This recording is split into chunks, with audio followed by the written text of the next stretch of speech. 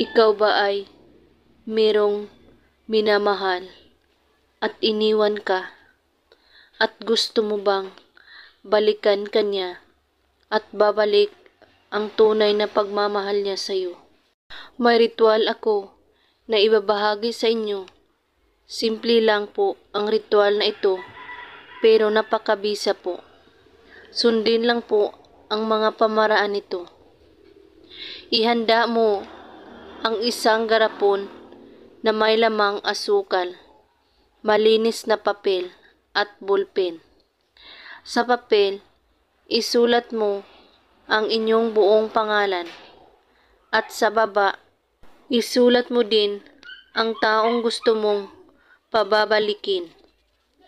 At pagkatapos po ninyong maisulat ang pangalan, ay humiling muna kayo kung ano ang gusto mong mahihiling.